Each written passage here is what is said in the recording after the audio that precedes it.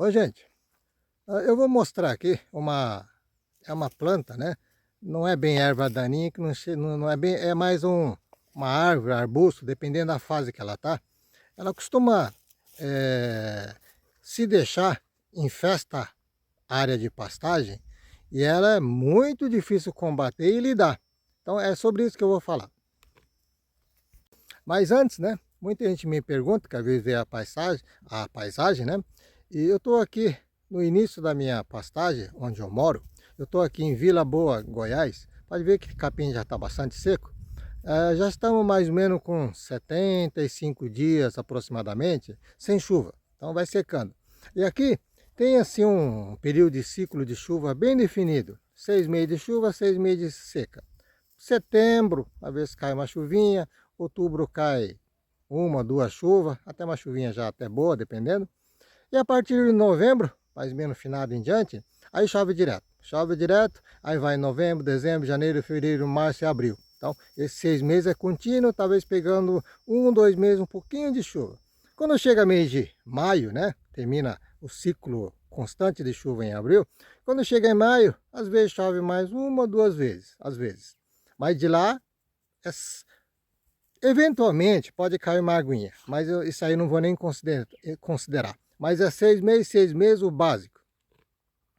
Bom, a tal planta que me refiro é isso aqui. Para quem conhece já, ela é difícil de lidar. Chama esponja. Pode ver que tem espinhos grandes, ó, pezinho pequeno. Só que aqui eu estou pegando numa fase inicial. Ela cresce e vai ficando arbusto, depois árvore. Ó. Isso aqui é esponja.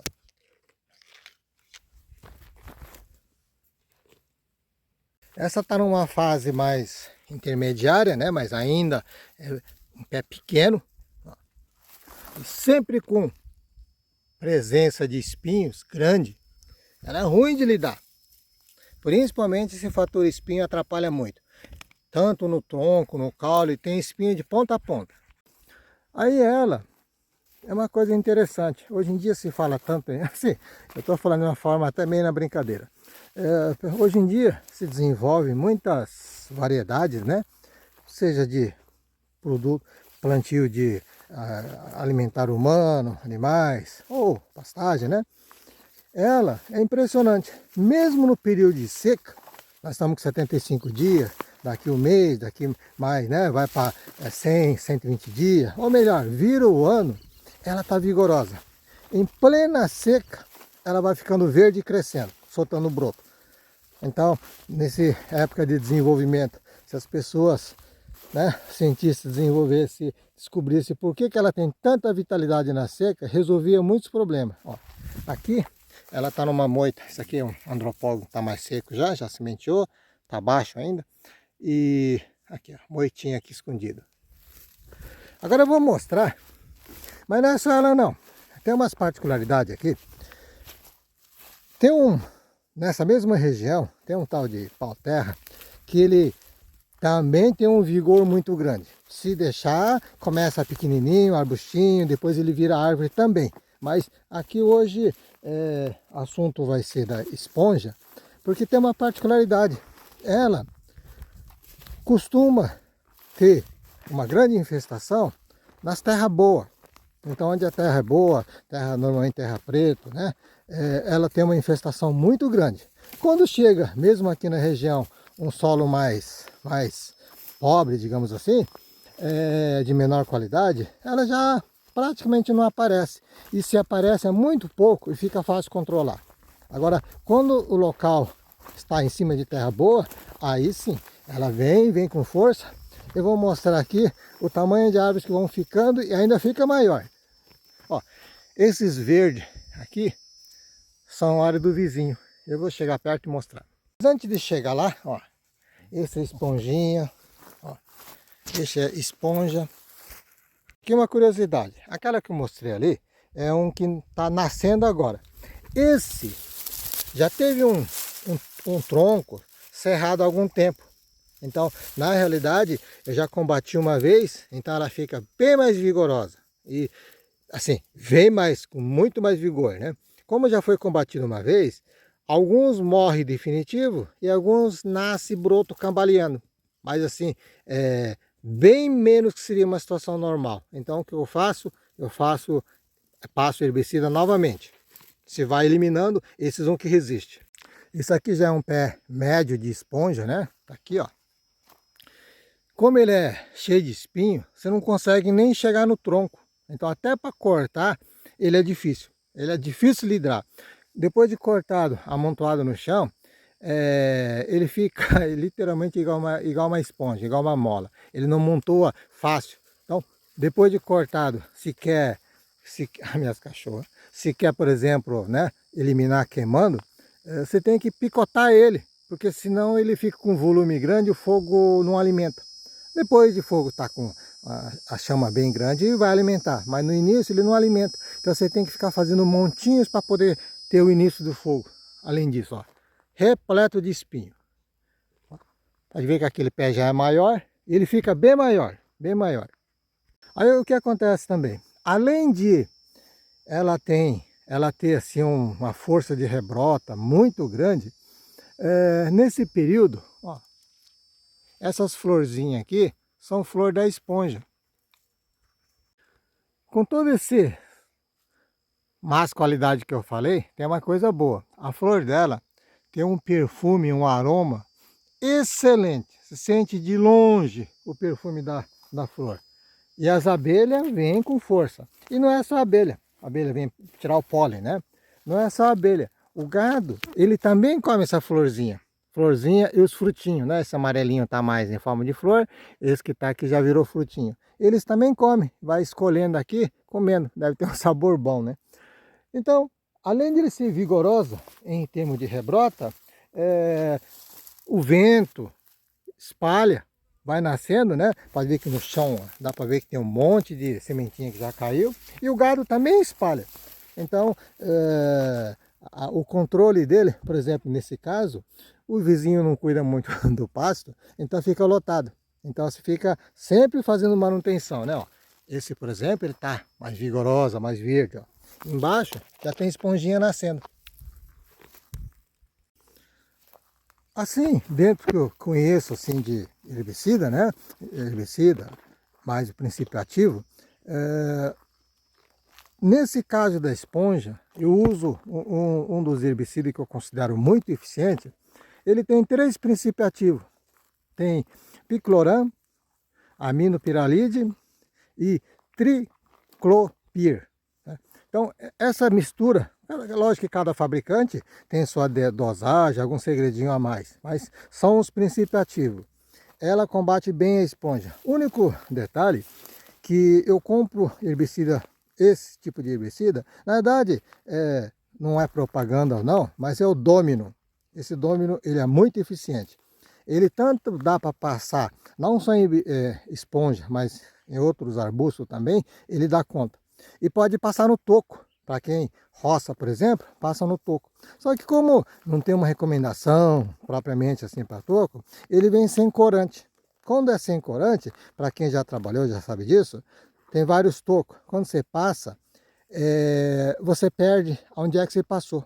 Então, aqueles herbicidas mais indicados para se passar no toco, pode ver que às vezes vem com cor normalmente azul, verde, roxo, alguma coisa desse tipo, porque é corante, não é propriamente a cor do princípio ativo, né? É corante para fazer a marcação. Então, nesse caso, ele funciona bem no toco também, mas você perde um pouquinho o visual. Mas eu compro ela, o único problema é que ela é mais ou menos herbicida assim de top de linha, então ele é muito caro. Na minha opinião, comparado com os outros, ele é bastante caro, né? Então, o uso dele é mais racional e o uso específico para esponja. Ao longo, para quem assiste mais os meus vídeos, né?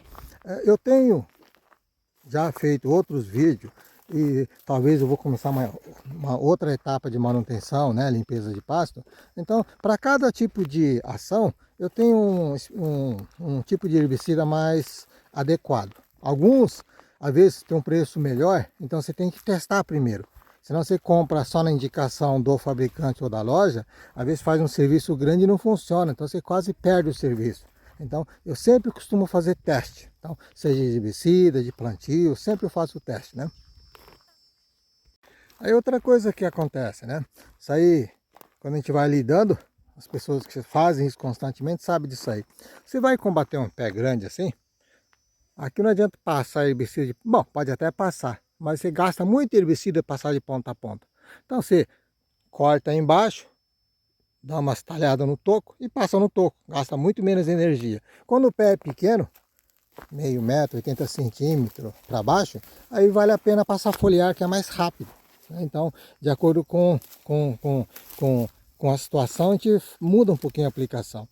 Agora, por exemplo, na época de chuva, ele também é vigoroso e está brotando muito e germinando. Acontece que na época de chuva os capim estão verdes e quando o pé está assim, pequeno, esse aqui é uma esponja, você não enxerga. Então, tem que começar a entrar um período de seca para poder visualizar primeiro. Só que nisso que vai passando o período de chuva, ela também vai desenvolvendo bastante. Então, no período seco, como ela não seca, a gente visualiza bem melhor. Mas mesmo assim, você não consegue pegar 100% das esponjas, né? Então, conforme a gente passa, uns 40 dias depois, mais ou menos, estou chutando, você tem que fazer um repasse. Você vai enxergar mais esponja. Passa mais 40 dias, você vai enxergar mais esponja. Mas de qualquer forma, você consegue eliminar 80% a 90%. Então se passa um período de um ano, pode dizer, tranquilo. Porque ela incomoda, ela incomoda. Agora assim, eu tenho feito alguns testes e tem outros princípios ativos, ou algumas delas inclusive, com outra mistura, às vezes com menos, em vez de ser 3, às vezes é 2 princípios ativos, às vezes é 1, que também dão certo. Então, pode ser que muita gente assista e fale, oh, eu uso tal coisa, é muito bom. Então, tendo essa sugestão, pode falar a sugestão sem problema nenhum. Então, essa, em cima dos meus testes, seria a conclusão que eu achei o mais viável. Então, não estou falando que um está errado ou está certo, é a minha conclusão. Aqui, quando eu cheguei, fazem um ano atrás, tinha um roçado, esponjas grandes, e estava na pastagem inteira espalhada. Então eu tive que queimar, dar um trabalho, até contratei uma pessoa para fazer, porque se lida com espinho e fogo, né? Então a situação é difícil. Logo que eu cheguei, eu tinha na mão o glifosato, aí passei, os arbustos parece até que gostaram, mas nem chegou a sentir. Peguei a roçadeira a gasolina, né, manual, costal, motorizado, e rocei os brotos para ver quanto tempo durava. Ó, 20 dias depois, 25 dias, já estava com 40 centímetros de altura e nasceu mais broto ainda. Então, a partir daí que eu comecei a testar herbicida, que eu achava mais eficiente, até chegar nesse. Então, esse tem dado bom resultado. Esse eu passo, né? Faço a aplicação com pulverizador costal, manual costal. E também nesses testes, uma coisa importante, a dosagem, né? Então a dosagem também, você tem que ir aprendendo a calcular qual a medida que seria o mais econômico possível e com melhor eficiência. Então não adianta você só ter uma quantidade grande para aplicar, sendo que está gastando muito herbicida, podia economizar, que ele é caro, né? Herbicida de uma maneira geral. Então até chegar numa conclusão final, assim, é um pouco mais demorado, né? No meu caso, eu não preciso mais roçar, mas se tivesse que roçar, eu tinha que entrar com motosserra, machado para dar umas talhadinhas, que motosserra dá para você talhar, mas ele acaba laminando um pouquinho, né? Machado ele racha bem, então eu gosto de usar machado, então fosse árvore grande, já teria mais trabalho. Ainda bem que essa fase da árvores grandes já acabou. Então eu consigo passar somente com o pulverizador costal e nem precisa mais ferramentas manuais, que nem foi esse machado.